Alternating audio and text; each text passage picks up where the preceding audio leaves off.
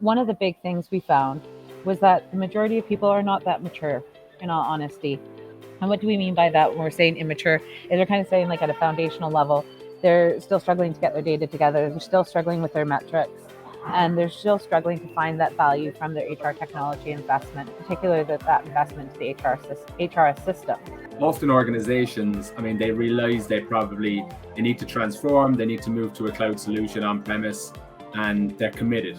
But then there can often be that pause, and in terms of the lack of investment that follows that project is key. I suppose one example that I can think of was one of the clients we worked with, a large tech organization. They had never really invested in their HCM analytics previously, and they started with the SAP and Rizing Lyra tool to actually look at per function. So if you look at marketing, IT, sales, looking at the attrition rates, and they began to pick up little snippets of information and insights, so to speak, that really valuable. And that's where you got that leadership buy-in.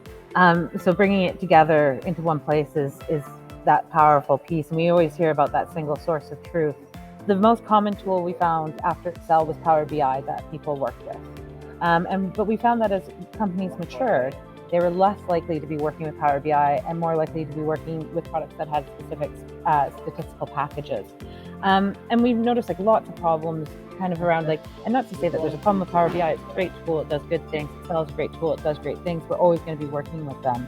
But why are less mature organizations working with those tools rather than accessing those same capabilities out of the SAP environment that's available there? When you're dumping data from your HCM application into Power BI, you're really starting from scratch, because you have no baseline essentially, or it's difficult to achieve a baseline. And again, it's not to say that it doesn't work, but is it the most viable application, or is it the most viable application long term for both your IT function? Again, as a CIO, you want to have, it's nice to have your people data within your people data landscape.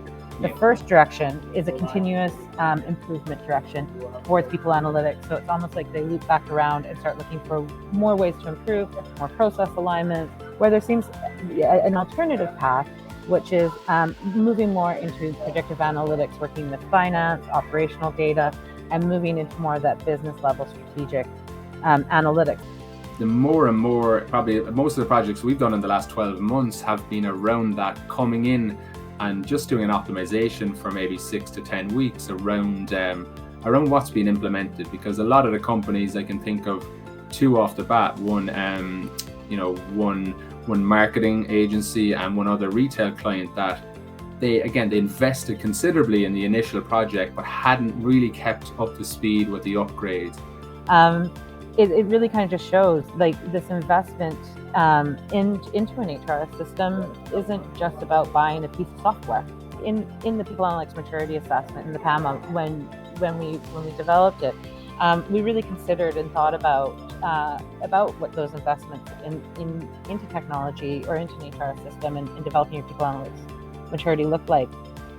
And one of the things that we noticed was that it wasn't just about that investment into the technology, but it was the non-digital activities that almost seemed more crucial at the end of the day.